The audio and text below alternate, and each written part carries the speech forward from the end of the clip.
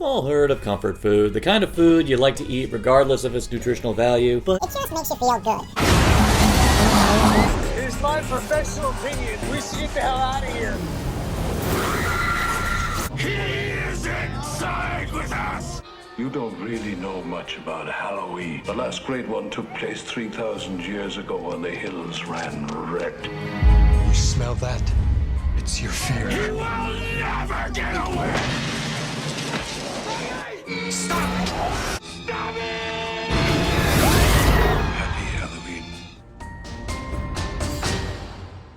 Adam Johnson. Adam. I don't know if you were paying attention to roll call, but he's not the only one that's gone. You're nuts. So Jerry is our new neighbor. Hey. That guy, your neighbor? Jerry. Yeah, he's a vampire. That is a terrible vampire name. Jerry? Hey, guy. You've been watching me. I've been watching you. Because there are a lot of bad people out there, too. Did I kill him?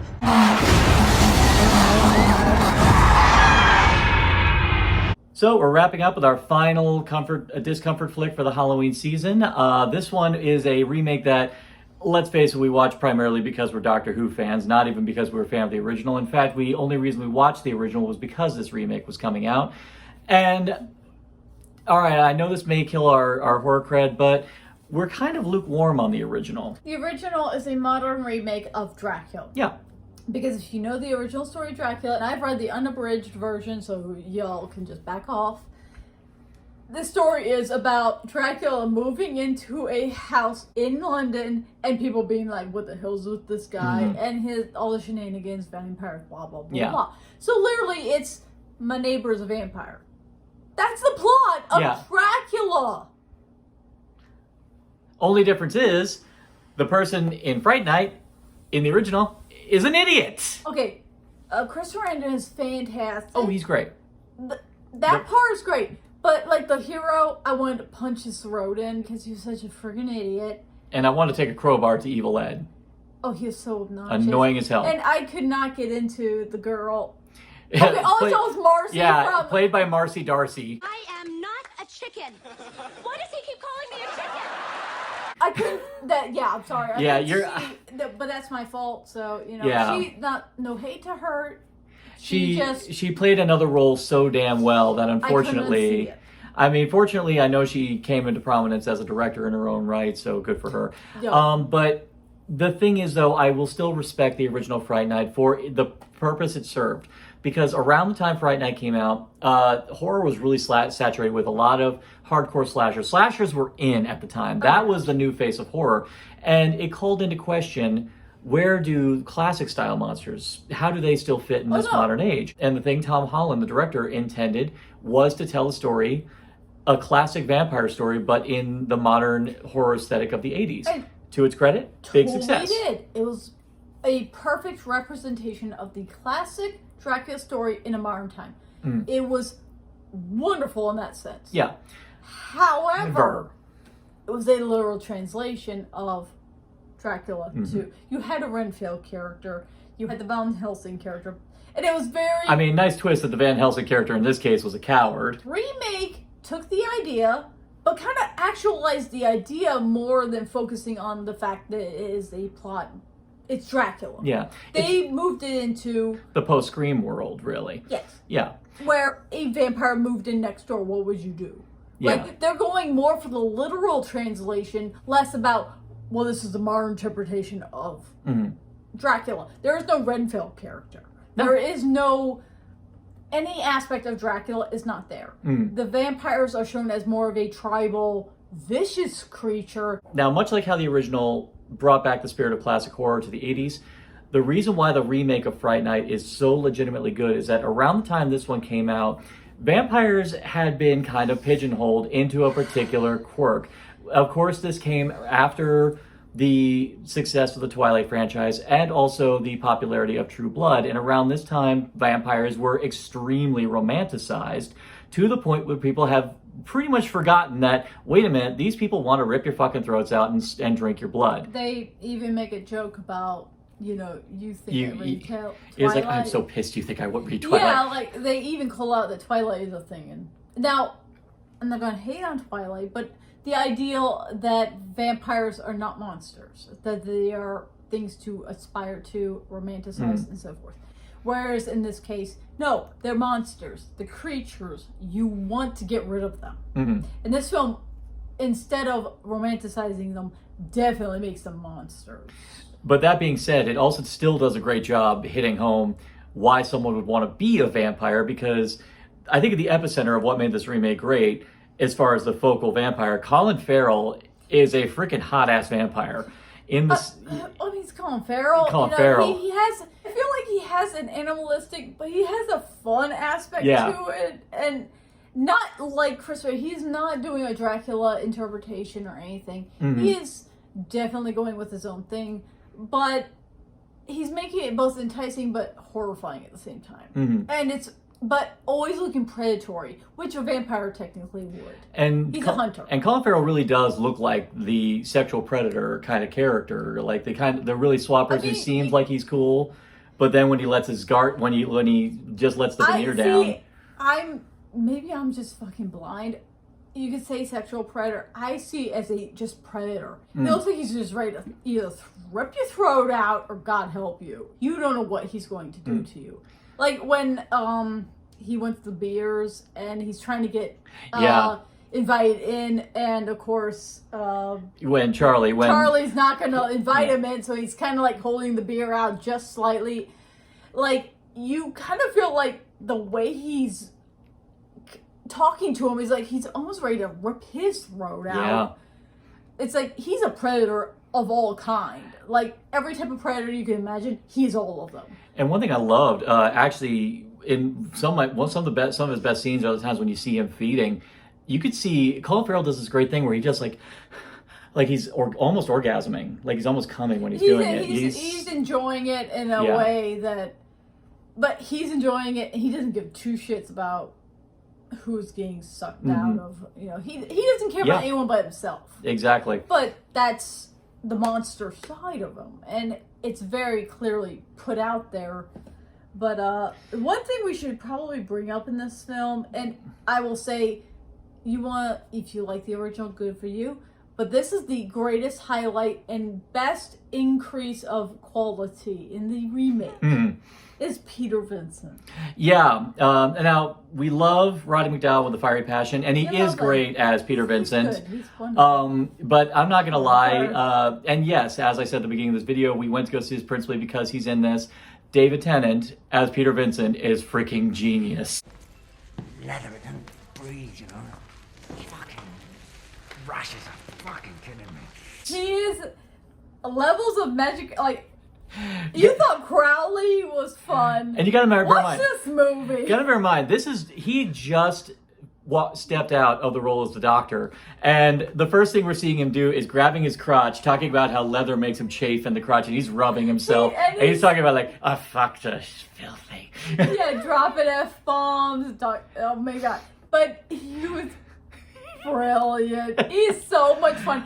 But and got me on Midori. I will say, Midori. I started drinking Midori because of his obsession with Midori. Looks like pee, but I'm hooked. it was just ridiculous fun. Like, a person who knows what his shit, but at the same time doesn't know his shit. Like, it's kind of brilliant. But, like, David Tennant is a wonderful actor. Yeah. This man can do really no wrong. He plays everything wonderfully. And the character of Peter Vincent, who's a Vegas showman, magic, was it Chris Angel wannabe? Yeah, Chris Angel wannabe. Oh my god. And we've been to Vegas, so we've seen like the Chris Angel, and it's amazing, and he is wonderful and hilarious. But that feeds into the whole point of why this remake is actually brilliant. They set it in Vegas. Yeah.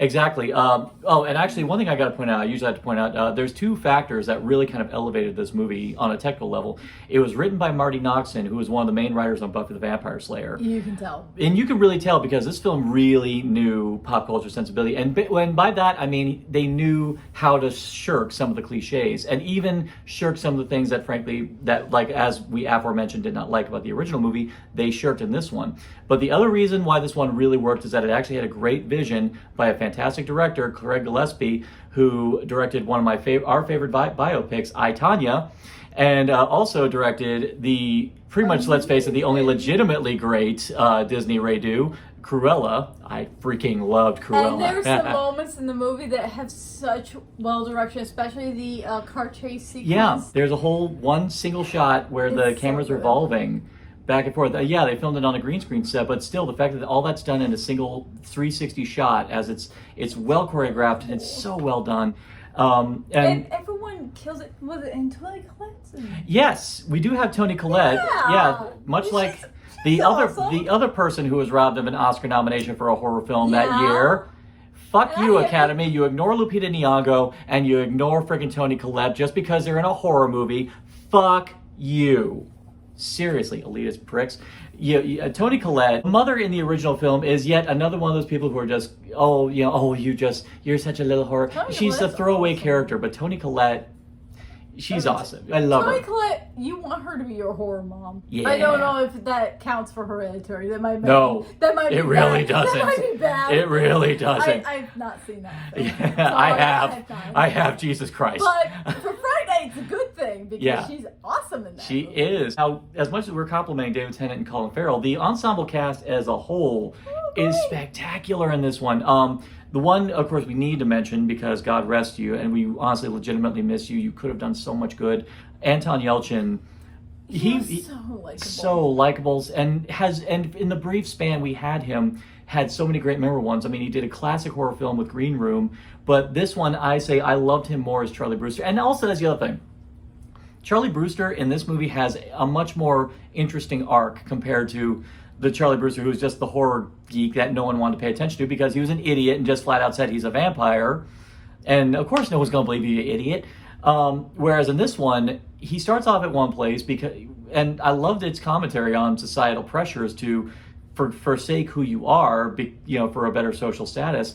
And I like that his neglect of that previous person he was actually comes at the cost of the loss of his best friend. Mm-hmm. He ends up feeling the need to make up for it by trying to fight Jerry the Vampire. Imogen Poots, who, if I remember correctly, had just a couple years prior did 28 Weeks Later. Amy in this movie is also an incredibly... honestly, the thing I liked is that they kind of paint her out to ostensibly be the popular girl, but then you find out, no, she's actually kind of more like Roxanne from a Goofy movie, actually. I mean, I could not blame him for liking her because she had a great personality. She was more than just pretty face.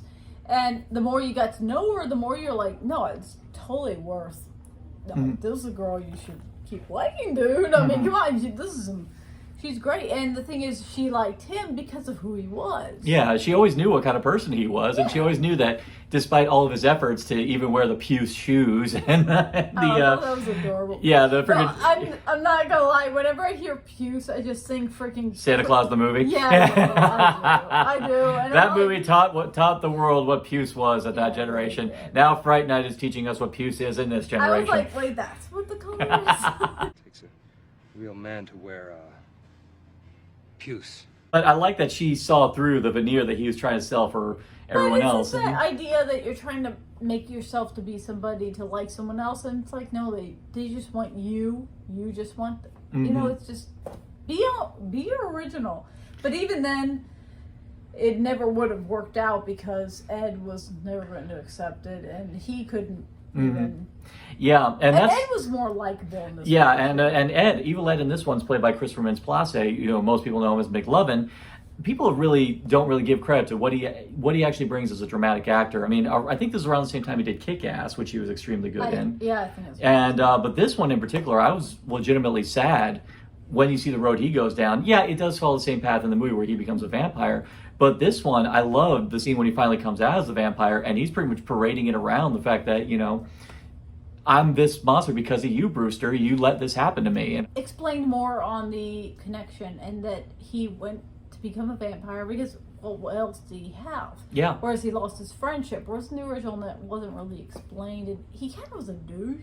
oh, overbearing as hell. Chris Sarandon's cameo in this film is also Yeah. a lovable little tribute. Yeah, he has a great cameo, and not only that, damn brutal death. And I mean, yeah.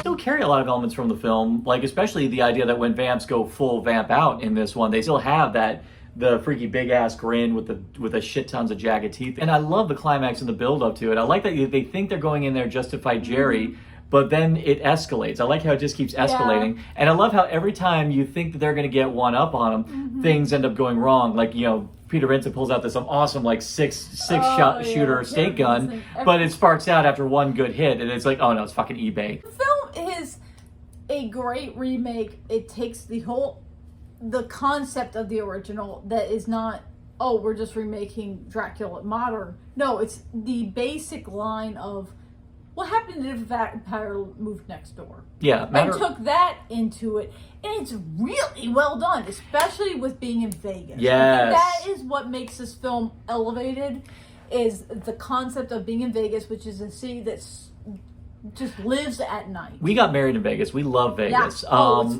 The amazing thing about it is that, yeah, when they say that is a city that pretty much lives by night, that is a city that lives by night. So you got to think about the fact that vampires living in Vegas is actually a terrifying concept. I've now suddenly gone, if I ever became a vampire, just move to Vegas. Move to Vegas. Or, yeah, you want to be in a place that functions at night. Yeah. And they even acknowledge, like, when he blacks out the windows, oh, well, he does work on the Strip, so he needs to sleep during the day, so he blacked out the windows. They don't even question it. And they also say, brilliant. And they even say that it's a transient population because, and yes, this is true, you got a lot of people who come in and out of Vegas because a lot of times they're actors who come in on touring shows, or a lot of times, there are a lot of people who only stay in Vegas for a very short amount of time. I even love the fact that Charlie Brewster's mom is works in real estate. Yeah. And she does well because she knows that a lot of people come and go in Vegas all the time. That's kind of the amazing parts about this remake is the nuances where they did acknowledge that Vegas is a transient city, that it focuses on night. They updated it, but it still has the heart of the original's concept. I suppose in closing, I mean, to go back to what I was saying in 13 Ghosts, again, if you're going to do a remake, you got to have an idea, a vision. You have to, if you're going to change little aspects of it, you got to make it something that serves the plot really, really well. And frankly, every change that they added to this one, yes, a lot of it is to comment on what was happening with vampires right then and there, but they also added little elements to actually make the story, frankly, a lot more believable and a lot more credible, that if it actually did happen, you could imagine that it going down a lot more like this than it did in the original film. Yeah. So for that, we got one more video for our Halloween celebrations for Rare Delicacies. And I definitely hope you enjoyed the montage that I put together for Spooky Empire. But we hope your Halloween is incredible this year. I mean, yes, it's definitely not going to be as confined as last year's, but even then, there's still... Be safe, be careful, you know, let's be real. Let's be real, be safe, be logical, be vaccinated. Seriously. Yeah, seriously. What? Seriously. What the fuck, people? What the fuck? Yeah. Okay. Seriously. Happy Halloween. And fuck you, anti-vaxxers.